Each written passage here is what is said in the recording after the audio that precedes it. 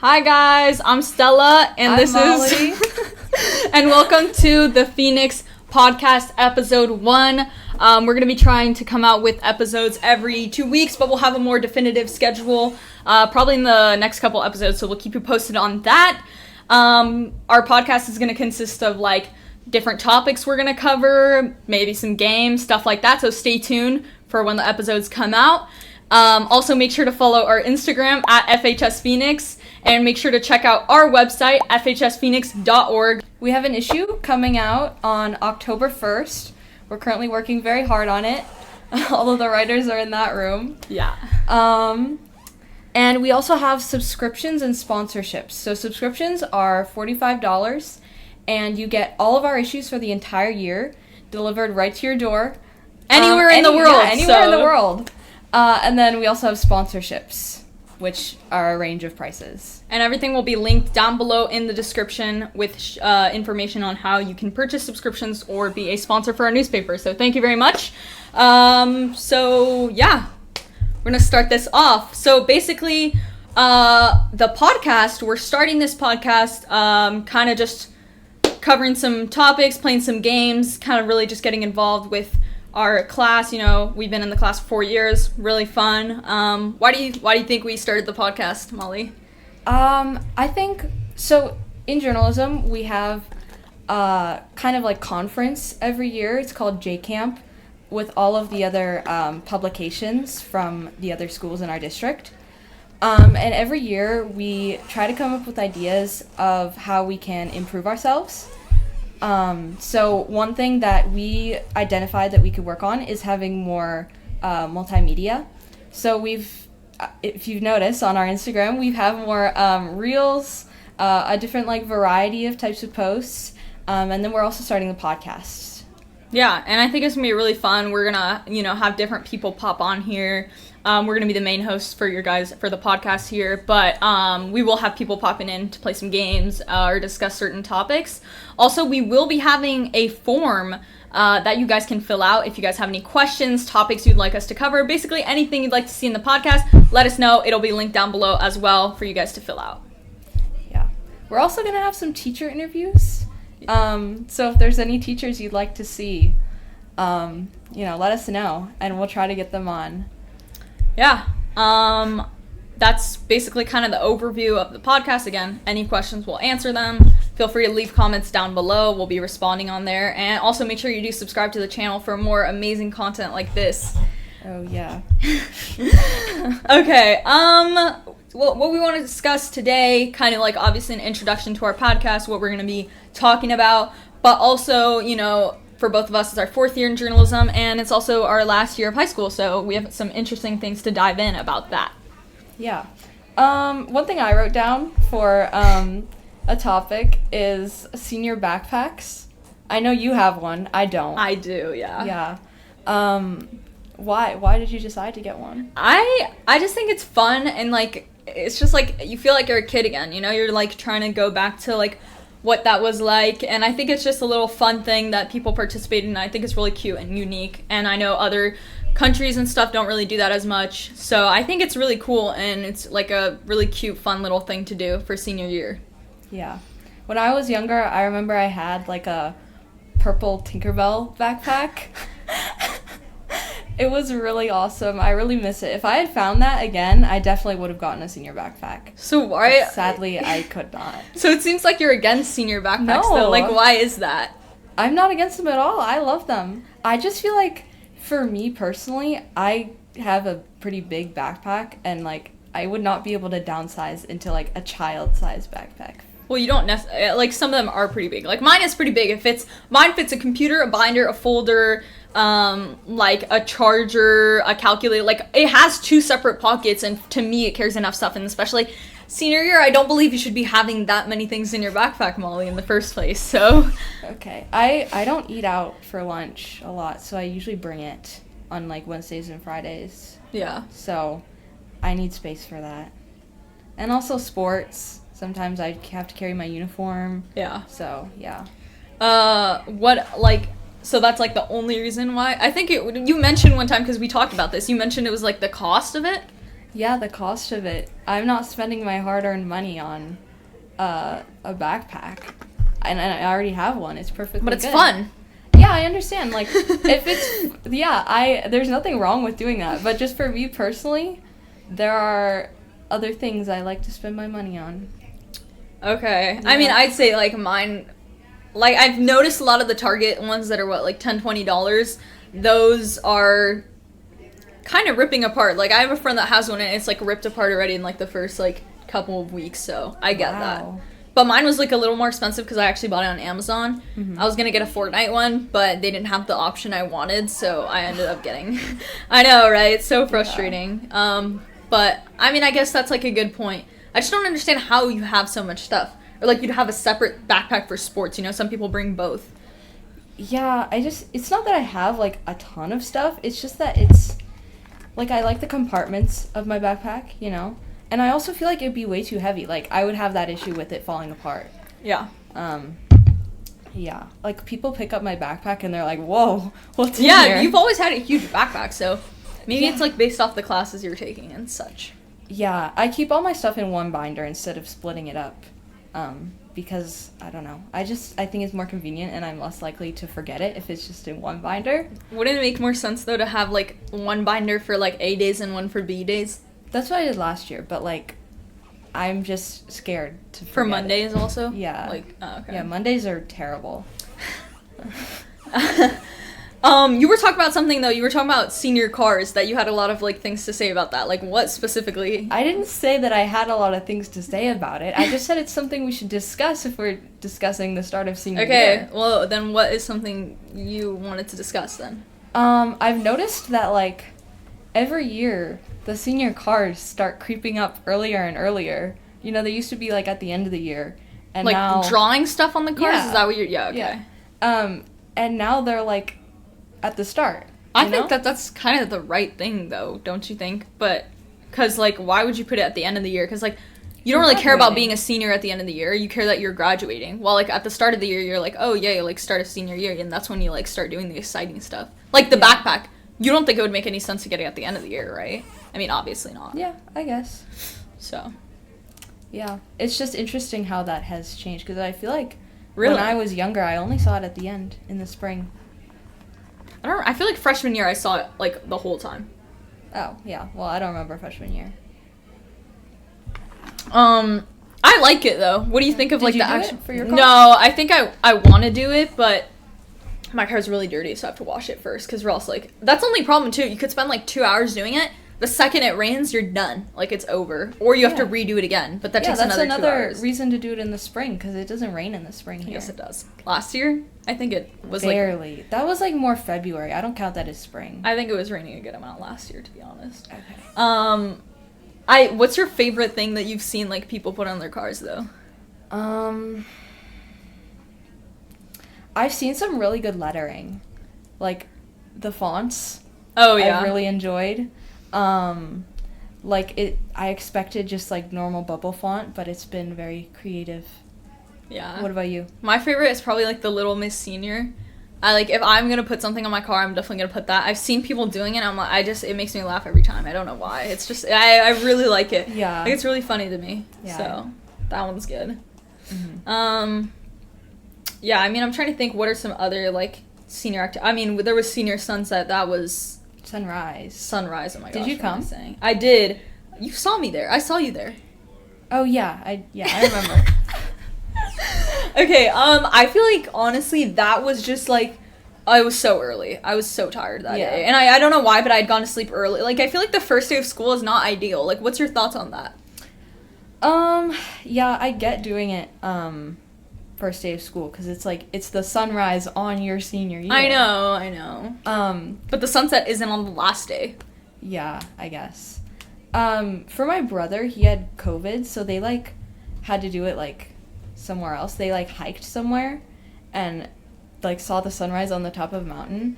That seems so fun to me. Like, so much more fun than at school. Especially because there wasn't really much of a sunrise. That's the main thing. It was there, but you had to kind of, like, look through the trees. Yeah. I mean, it was interesting. I definitely took a nap after that, because did I? Do you have a first? I do. Oh.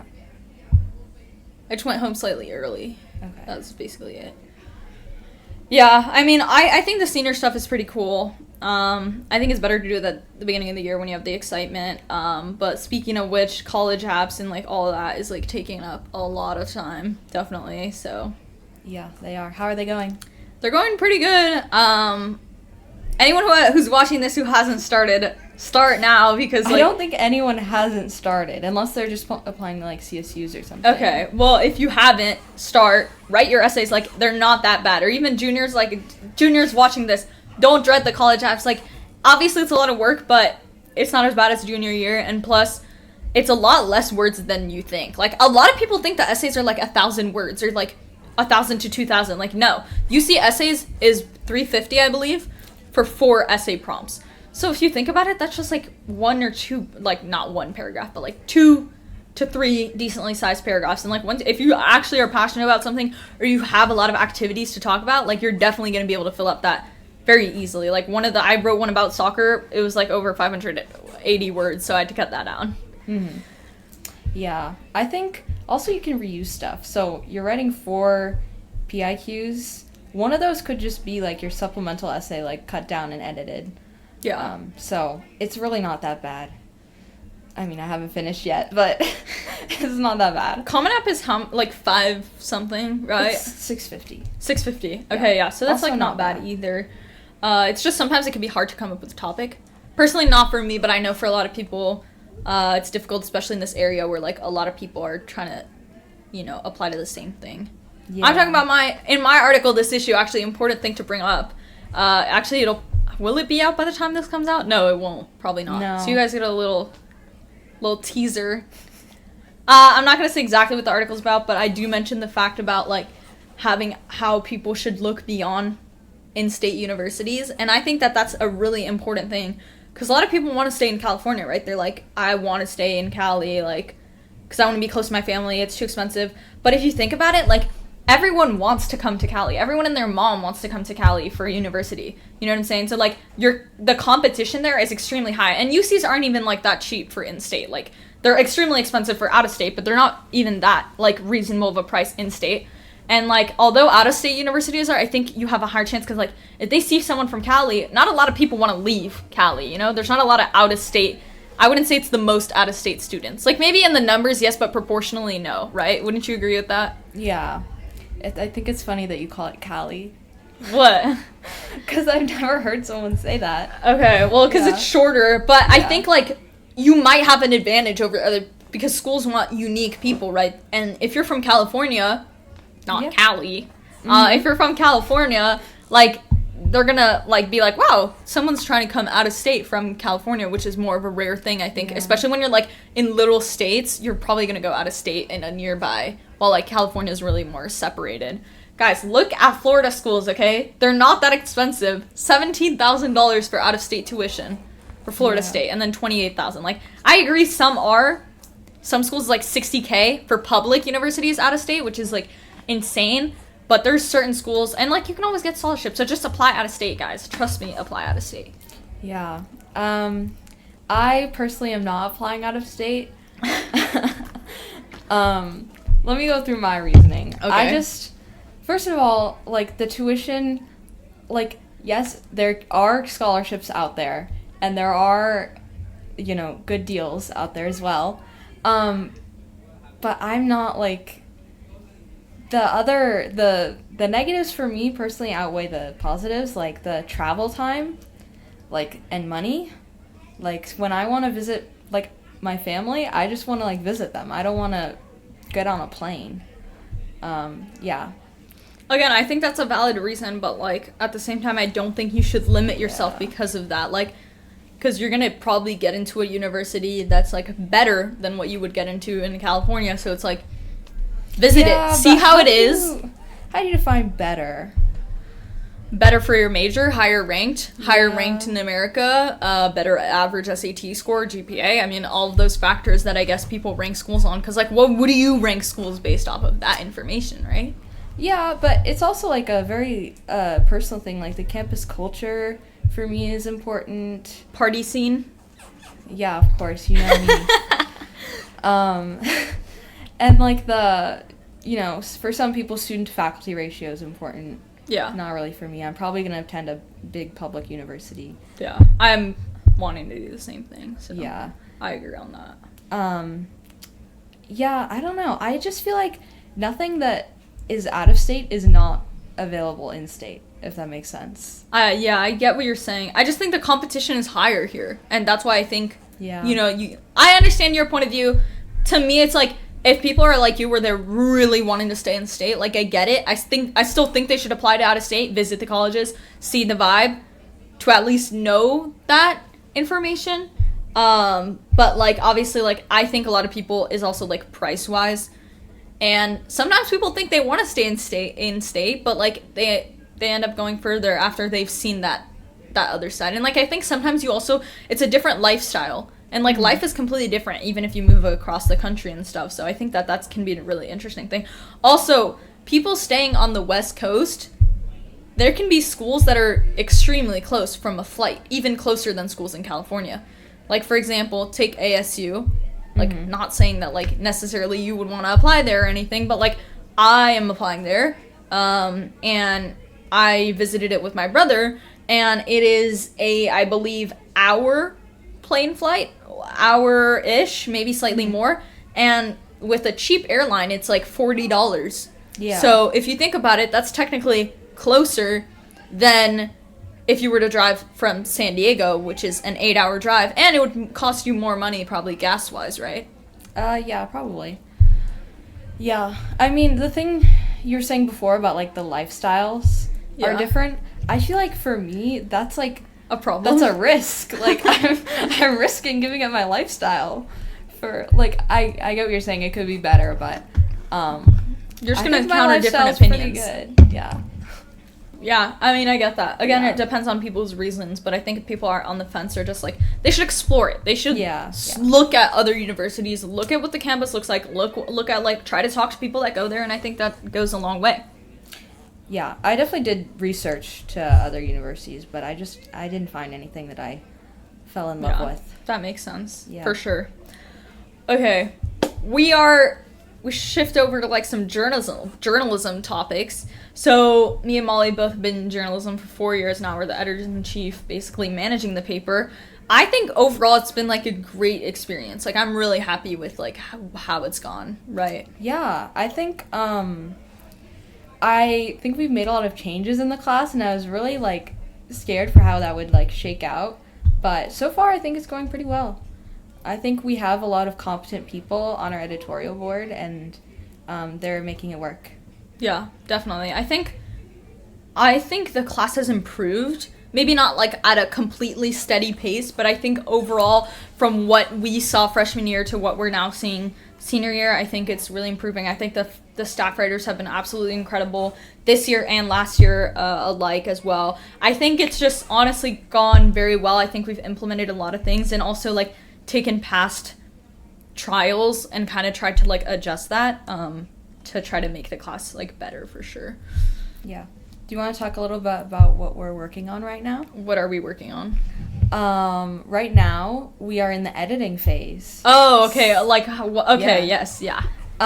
So what we do in class is, last week was rough drafts week, so the staff writers wrote all their articles. Us too. Everyone in the class writes an article.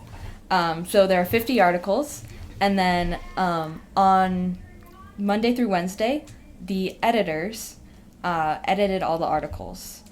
And now, during the second half of the week, our job is to go through all 50 articles and edit them all again. This is really fun, guys. Yeah, it's so fun. But honestly, though, like, the class, I think, has been really fun because you learn a lot. You learn to be a leader, like, and progress. And, like, especially us being 4 years, I feel like you learn to work with people. And I feel like it really sets you up well for the future because you have to communicate with others, right?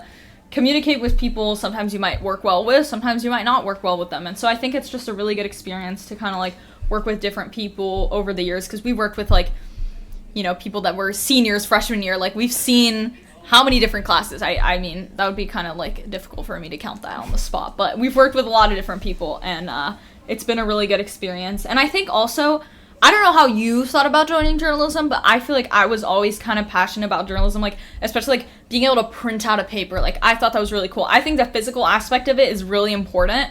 Obviously, I think the website is amazing. I think it's really cool. But I think the paper aspect of it is really important. And, like, I feel like that's what makes journalism.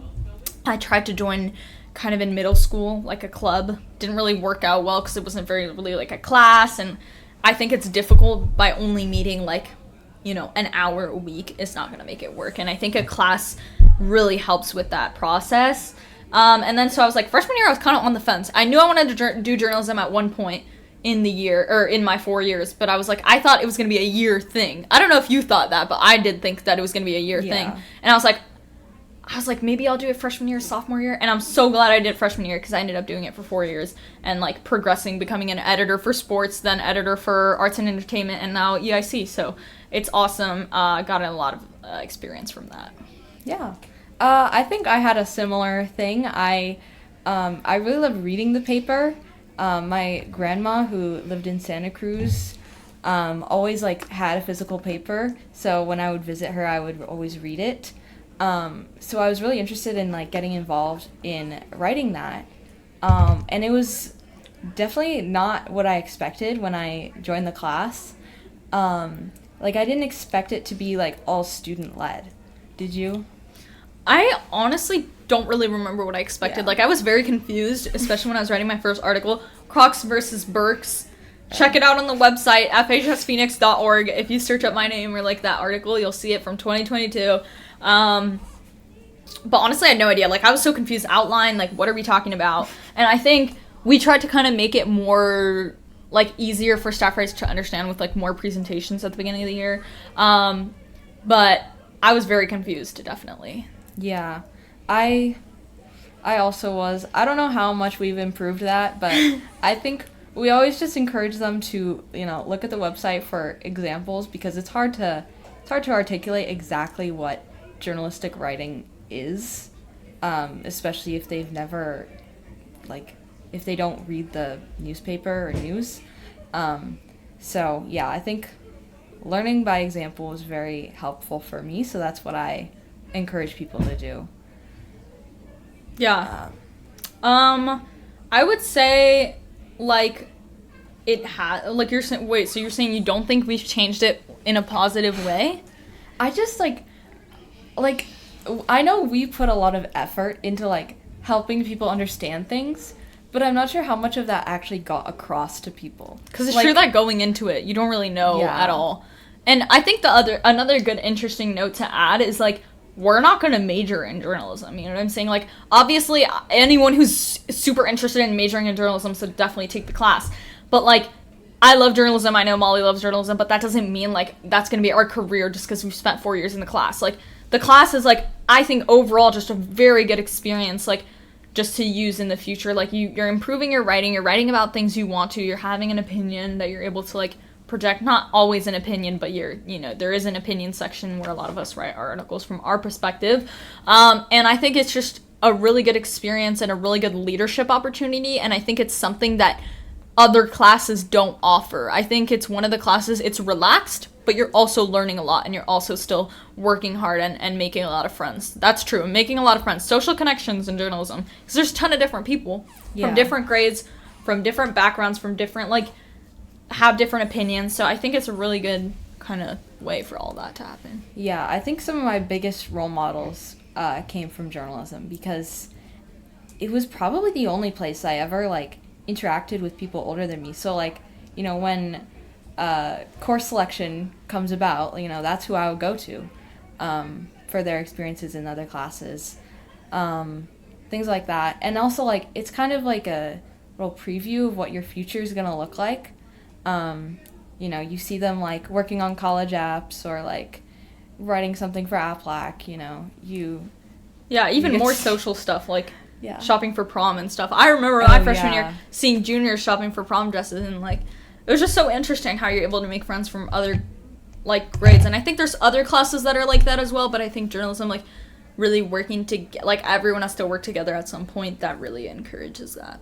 Yeah, I think it also helped me, like, kind of get out of my bubble. I remember freshman year, my friend and I would, like, kind of sit. We have, Clara? like, tables. Yeah. You guys will meet Clara at some point on here, guys. Probably next episode even, honestly, so. Yeah. Yeah. So we have, like, tables in journalism, and we would just sit alone at a table and work on our articles side by side, and basically not talk to anyone. But throughout, you know, that year and following years, like, we became editors. So we had to talk to people. You know, we had to conduct interviews, so, you know, we had to go outside of class and do that. So I think that, you know, journalism has been a great way to engage with the school more and be able to, like, have an avenue. Like, it gives me a reason to, you know, talk to people and things like that. And think about it, now they're, like, at the top of the class, so. I remember Clara, freshman year, playing her little cupcake game on her computer. So, Clara, you better be watching this. But if you are, I'm giving your cupcake game a mention. But yeah, really good experience. So I recommend anyone, like, at school watching this, any grade level even. Like, you can join at any time, and then you'll meet a lot of people, you'll learn a lot of skills, and it's just a really fun environment. So everyone recommend joining. Yeah. Yeah. And I mean, I think that pretty much concludes our first episode. Yeah. We'll, again, keep you guys posted on when we will be doing our next one. Hopefully we'll have a pretty concrete schedule by episode 2 or 3. We'll definitely let you know once we confirm that. But thank you so much for listening to us today and tuning in. Make sure to subscribe, check out the socials, fill out the form. If you have any topics you'd like us to talk about, anything like that, questions even. If we get enough responses, we may even do a full episode. Again, if you want us to interview anyone. And yeah, everything will be linked down below. Same thing, subscriptions, all that good stuff. So make sure you check everything out. And thank you guys so much for watching the Phoenix Podcast Episode 1. We'll see you guys next time. Bye.